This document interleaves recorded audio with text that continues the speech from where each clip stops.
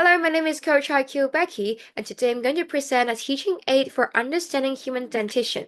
Here's the content page. The project aim is to design a 3D model or permanent teeth serve as a teaching aid for a STEAM theme, which including human autonomy and dental health. This project integrates science and mathematics. The background is deciduous teeth are valuable access of children. The primary dentition involves 20 teeth. When children enter the tooth transition period, the teeth will lose because of the resorption of the roots and sequentially fall off. Although permanent teeth are already partly formed in children aged 0 to 3 years old, and eruption occurs from about 6 years old. So permanent teeth will gradually erupt into the space left by the deciduous teeth. I want to design a 3D teaching aid for Primary 1 students.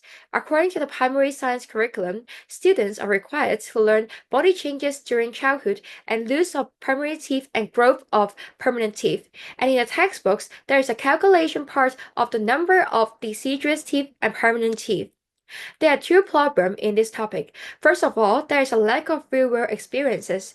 Primary students have limited exposure to the permanent teeth.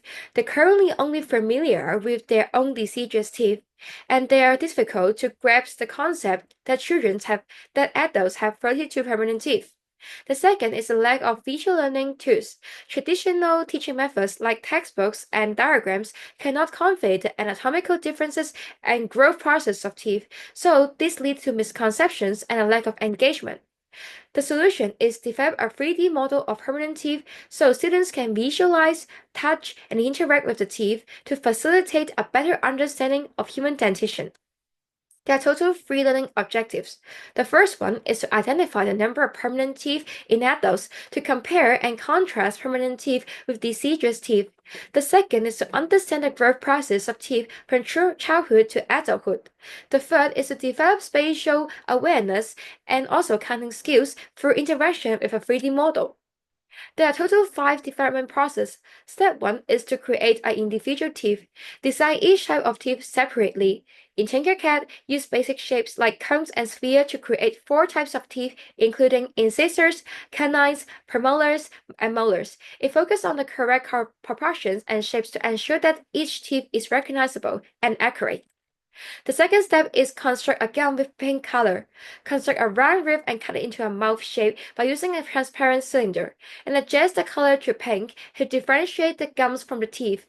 Make sure that the length and width do not exceed 16 cm, and also need to calculate the thickness of the model. The first step is to grouping the teeth. Once all individual teeth and gum are created, arrange them together to form a curved shape which is symmetrically along to the curved side of the gum. Use grouping and alignment tools to ensure that symmetrically and also proper spacing between the teeth. The fourth step is grouping a teeth and a gum. Position the grouped teeth and gum within the mouth structure. Ensure that they fit snugly and realistically. Ensure that the gums seamlessly connect with the base of the teeth to create a cohesive look. The final step is to assemble the upper and lower dental arches. Duplicate the lower dental arch into upper dental arch, and also carefully combine them together to form a complete set of permanent teeth. Positioning in this part is very important to ensure that the upper arch is positioned above the lower arch to reflect how they fit together when the mouth is closed.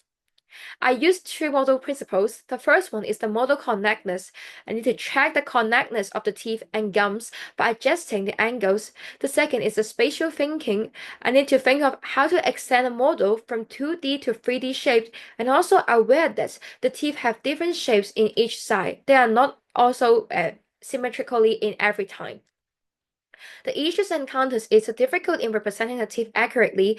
The size requirement is 16 x 16 x 16 cm, so the size constraint causes challenges in achieving complex features like ridges and grooves. And so the solution is to simplify the design of each teeth type, but also still retain the distinct characteristics. To comparisons, using textbook only, lack of interaction, students are just allowed to learn the structures and numbers of permanent teeth through reading diagrams and descriptions in textbooks. But with the support of 3D model, the lesson becomes more interactive because it encourages hands-on learning, allows students to interact with real-life objects and apply dentition concepts. And this is a reference. Thank you for attention. This is the end of my presentation.